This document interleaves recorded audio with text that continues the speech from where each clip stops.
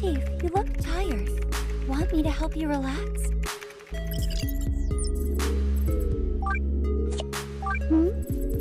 Chief, your hand is a bit cold.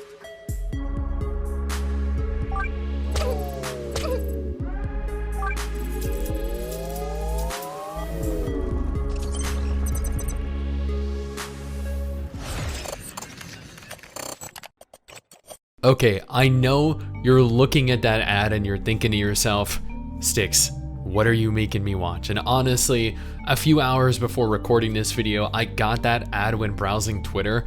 I really don't know what the advertising department are doing with the game and their advertisements, but trailers like this are going to appeal to an entirely different demographic to what this game actually caters to. And much like these ads, Path to Nowhere lives up to its name, having seemingly come out of nowhere and managing to captivate the gacha community, for good reason. Hey, my name is Stix and welcome back to another episode of the Worst Gacha Ever. The purpose of the Worst Gacha Ever series is not to solely criticize a game, nor is it to praise it unconditionally. Rather, this video series exists as a means with which to both critique and complement various facets of a gacha game that I experienced over a set period of time. Sometimes days, sometimes months. If you enjoyed this series, make sure to like the video, leave a comment, subscribe to the channel, hit that little bell notification because YouTube told me that if you don't, well, you won't get to tickle Ariel with a feather.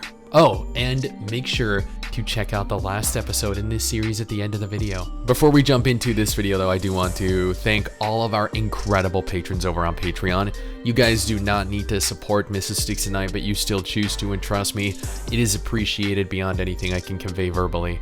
You guys are incredible, and admittedly, if you have a moment, follow Mrs. Stix and I over on Twitter. We'd really appreciate that. Upon first inspection, one might believe Path to Nowhere is just a reskinned Arknights, and you wouldn't be entirely incorrect in that assessment.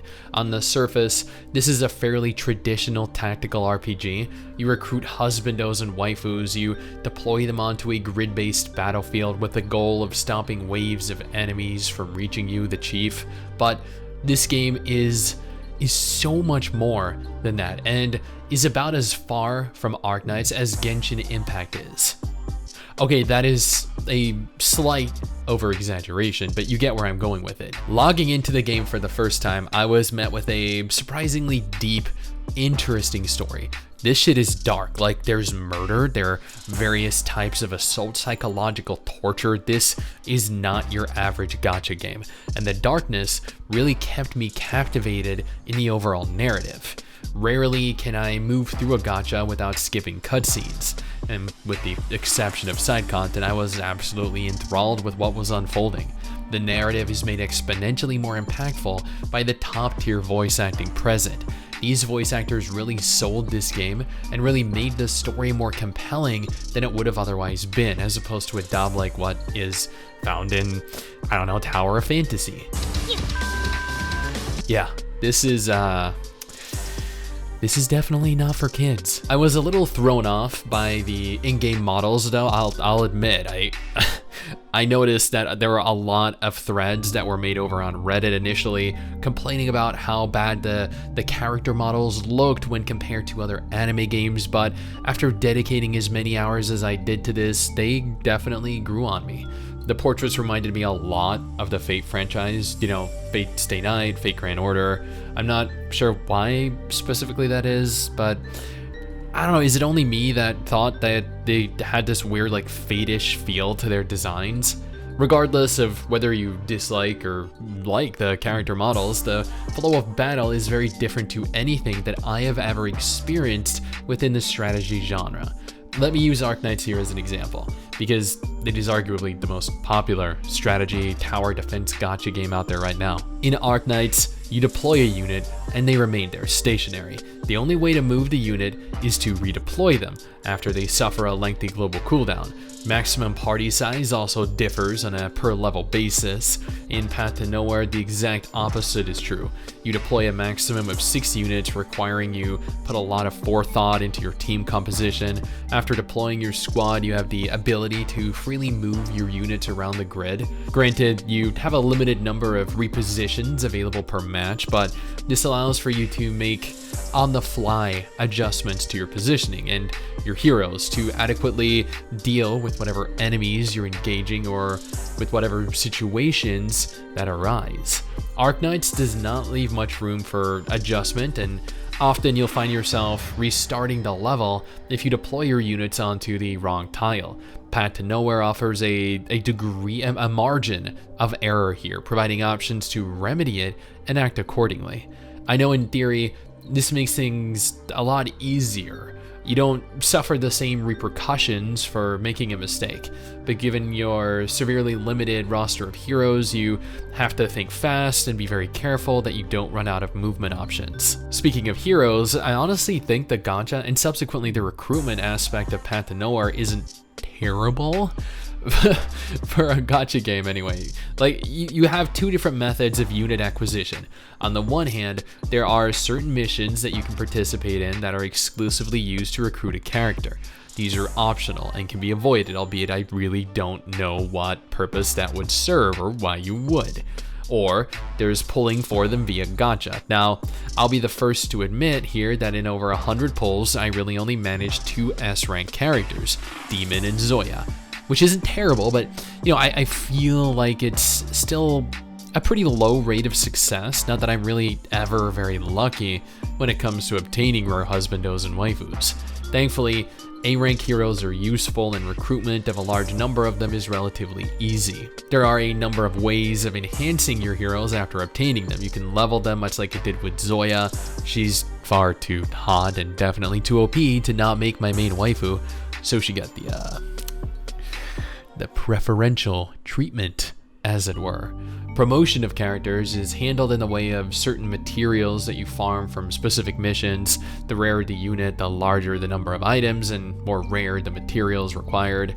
You can level your skills, you can upgrade via the shackle system. Shackling your units is the equivalent of getting dupes, and then limit breaking your heroes, enhancing their statistics beyond their initial limitations. And then there's the crime brand feature.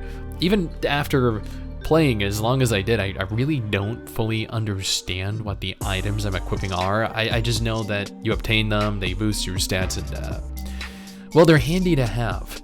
Beyond upgrading your heroes, they each possess a unique class archetype: Endura, Umbra, Arcane, Fury, Reticle, and Catalyst. In essence, tanks, high damage glass cannon, DPS, archers, mages, and support, like Ariel. Building your team is very important, but then again, getting the right husbandos and waifus to build a balanced team isn't really as easy as you'd think it'd be. And admittedly, while I do have my favorites like Zoya, Hecate, and Ariel, the rapper chick just made me burst into laughter every single time I heard her. It's the syndicate gangster rapper. Who are you? Looking dumb as a loser. This way of life, better play it cooler, or I'll take away all your moolah. Like, oh man, dude, I can't. And then after that, there's Lisa. Arresting someone without evidence. What a good dog you are. But oh my god, this game, guys. Path to Nowhere is nothing like your average tactical RPG.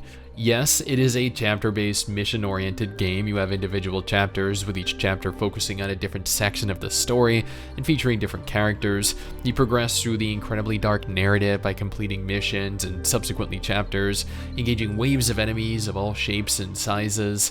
Some of these encounters are grueling, beyond difficult. I had situations that I just could not overcome because I was, well, just too weak, which left me with no other course other than to farm items and resources to level my characters. I thought leveling them at a balanced rate would be key here, but I was wrong. You need to pump everything into your highest rank, hardest hitting DPS because they're going to carry you to victory, especially if they're like Zoya and have massive damage and incredible AoE potential. The narrative provides a depth that is mostly unseen in this genre, even if at times you get one-liners like this. It's huge here. It's huge here. Yeah, That definitely ain't the first time that I've heard that. Okay, you know what, I'm gonna be honest with you guys here, maybe it is, but she'll never find out. While the game is mostly comprised of deploying your units onto a tile-based grid, there are additional levels, like this one right here, that aid in elevating this game far beyond its competition, providing similar mechanics, but from an entirely new perspective.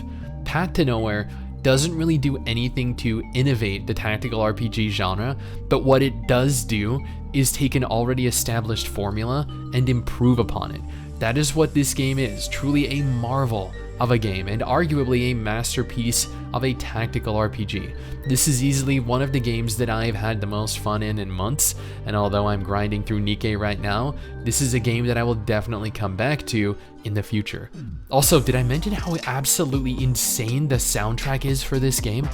Man, I wish I could play through all the incredible music that I hear in the background while playing, but I just don't want to get hit by a copyright strike, so I opted to use a single one and hope for the best. Now, if you're looking for the previous episode in the Worst Gacha Ever series, you can find that video right here. Or if you're looking for a list of the most populated gacha games right now, the gacha games that you need to be playing in 2022, then this video right here is what you're after.